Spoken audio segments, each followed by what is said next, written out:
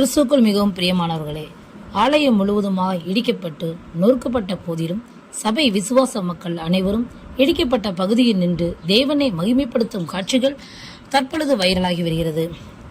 நம் இந்திய நாட்டில் ஆந்திரா மாநிலத்தில் மேற்கு கோதாவரி மாவட்டத்தில் தர்மபுரம் பகுதியில் கிரைஸ் ஜீசஸ் சர்ச் என்ற ஆலயம் ஒன்று இயங்கி வருகிறது.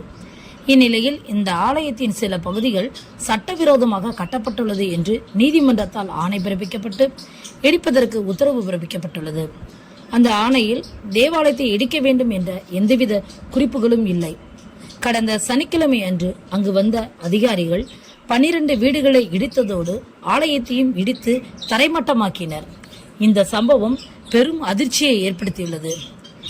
FCC என்ற அமைப்பு இந்த பிரச்சனையில் தலையிட்டு நீதிமன்ற உத்தரவை பார்த்த பொழுது வீடுகளை மட்டும்தான் இடிக்க வேண்டும், தேவாலயத்தை இடிப்பதற்கு எந்தவித அனுமதி இல்லை என்று குறிப்பிடப்பட்டுள்ளது என்று கூறினார். இந்த ஆலயம் சில அரசியல் மற்றும் அதிகாரிகளின் தூண்டுதலால் இடிக்கப்பட்டது என்று குற்றச்சாட்டுகள் எழுந்த வண்ணமாகவே இருக்கிறது. ஆலயம் இடிக்கப்பட்ட போதிலும் அந்த விசுவாச மக்கள் சோர்வடையாமல் அந்த இடத்தில் கூடி தேவனை ஆராதிப்பது நம் மனதை கண்களை கலங்க செய்கிறது. இந்த பிரச்சனையில் பாதிக்கப்பட்ட போதகர் விசுவாச மக்களுக்கு தேவன் நீதி கிடைக்க செய்ய வேண்டும்.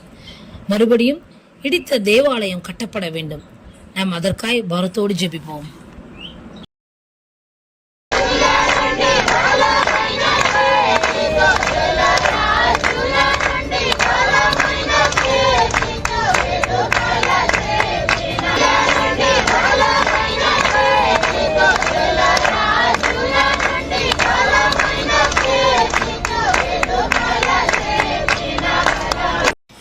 இதே போன்ற தகவல்களை நீங்கள் தொடர்ந்து பெறுவதற்கு இந்த சேனலை தொடர்ந்து பாருங்கள், சப்ஸ்கிரைப் செய்து கொள்ளுங்கள். அது உங்களுடைய ஆவிக்குரிய வாழ்க்கைக்கு பிரயோஜனமாக இருக்கும். நீங்கள் ஜெபிப்பதற்கும் ஏதுவாக இருக்கும். தேவன் தான் உங்களை ஆசீர்வதிப்பாராக. ஆமென்.